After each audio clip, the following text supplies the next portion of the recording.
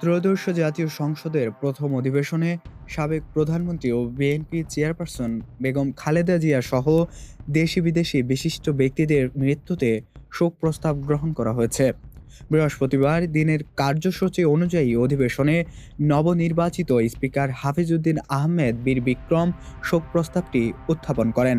অধিবেশনে সভাপতিত্ব করেন তিনি। শোক প্রস্তাবে বলা হয়, ২০২৫ সালের ৩০ ডিসেম্বর দেশ হারিয়েছে তিনবারের সাবেক প্রধানমন্ত্রী এবং গণতন্ত্রের আপসী নেত্রী খালেদা জিয়াকে।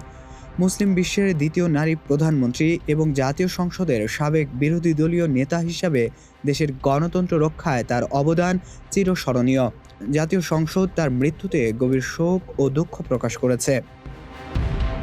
বাংলাদেশি নেতাদের পাশাপাশি আন্তর্জাতিক অঙ্গনের কয়েকজন প্রভাবশালী নেতার মৃত্যুতে শোক প্রস্তাব গ্রহণ করা হয়। এ তালিকায় রয়েছেন ভারতের সাবেক প্রধানমন্ত্রী মনমোহন সিং, ক্যাথলিক খ্রিস্টানদের প্রধান ধর্মগুরু পোপ ফ্রান্সিস এবং ইরানের সর্বোচ্চ নেতা আয়াতুল্লাহ আলী খামেনি। এছাড়া অধিবেশনে সাবেক রাষ্ট্রপতি ও বিকল্পধারা বাংলাদেশের সাবেক সভাপতি AQM বদরুদ্দোজা চৌধুরী সহ মোট ৩১ জন সাবেক সংসদ সদস্যের মৃত্যুতে শোক প্রস্তাব আনা হয়।